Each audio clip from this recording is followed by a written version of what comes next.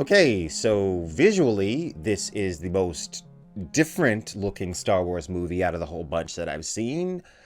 But the whole thing's on a green screen, so I guess you take some, you lose some. Um, anyway, a lot of people told me that I would enjoy the prequels more than the original trilogy, which wasn't true for Phantom Menace, and not true for this one. But they told me that I would because of the politics. So here's the thing about politics and science fiction. Yeah, I like politics that make sense and it's not totally dumb or whatever. That's the thing about these prequels. There's things in them that's kind of cool, that's kind of good, and then there's stuff in them that's just so bad. Okay, this movie is one of the worst romances that I've ever seen.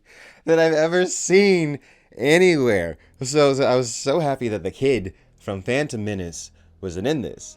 But he gets replaced by Hayden Christensen. It's like this teenage heartthrob or whatever. And he's not any better than the fucking kid. Holy sh... Okay, I know that Natalie Portman is a good actress. So, considering the fact that I know Natalie Portman is a good actress, and I know that Ewan McGregor is a good actor, I have to imagine that it's like the directing and the writing that's ruining all of this. Because there are just some freaking, just terrible, cringy lines.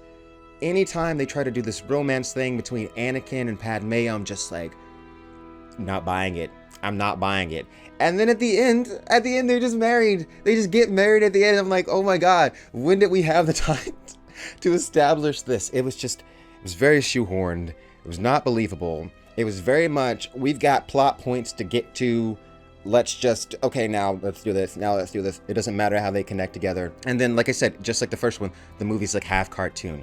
Okay, the most ridiculous sequence in this movie, I felt like, was like you have everyone that matters off somewhere doing something with guns and going pew pew pew. And I gotta say, at least Natalie Portman's character is still like doing stuff in this movie. She's like, she's killing people with guns. She's doing the pew thing, whatever. At least she's still doing stuff. She's not just like sitting on the sidelines. So that's cool. She's not like totally like just like, I'm a damsel. I'm not like, she's not just like Anakin's girlfriend. So that's awesome. So she's still doing things. You got Anakin, who's like learning about, the Force, and he's kind of like a little bit subversive. He kind of has disagreements with the Jedi, yada yada yada. And then you also have this other guy, Darth Sidious, who's obviously evil. This is the thing. This is the thing when you got the Dark Lord, and I'm supposed to think, oh, people actually believed he was a good guy. I mean, he's obviously evil. I mean, like, holy shit, this guy's like, how can you? I don't understand how anyone can be around this guy and not realize that he's just like totally freaking evil. Anyway, like, what is this movie about? Anyway, so there is this CGI battle between droids and the Jar Jar Binks people, and that's happening at the same time while everyone else that matters is like off, like, fighting in some building somewhere. So it was just really, why? So it's like we're cutting to actual people, and then we cut back to a cartoon. Cut to actual people, cut back to a cartoon. Whose idea was this? To have this very disjointed battle scene when we have like part cartoon and part live action. And I call it a cartoon because it looks like a cartoon. Very good CGI looks really good. Lord of the Rings, I keep saying Lord of the Rings had great CGI and came out around the same time as this. Looked really good. The CGI in this is just freaking bad for no reason, and I don't get it. Jar Jar Binks as a character is still really, really, really annoying. See, look, my dilemma here is I really wanted to give this movie a chance. I wanted to give these prequels a chance, but I don't know how I'm expected to take this seriously because it's not serious at all. This is not a serious effort. I don't know what went wrong with these prequels, but this is just like a whole another level. It's like the other movies were competent. I don't see competence here. Alright, for me, highlight of this movie though was Count Dooku and Yoda. Why was that so cool? That was really cool, right? I liked it. I liked it. And even I thought the CG on Yoda was actually pretty decent. CGI Yoda is not so bad. CGI Yoda, that wasn't too bad. So yeah, and also I will say, because I didn't mention this in my other review, the lightsaber battles in these movies, I like them. I feel like I've seen somewhere vaguely on the internet, I think people criticize the lightsaber battles in these movies, but I personally think if you've got two force-sensitive people fighting each other with lightsabers, it's going to look less like a battle as in a struggle, and it's going to look more like a dance because they're going to be anticipating each other's moves and all that stuff. So, you know, I liked the elegant appearance of the battles in these movies. I thought it looked pretty good.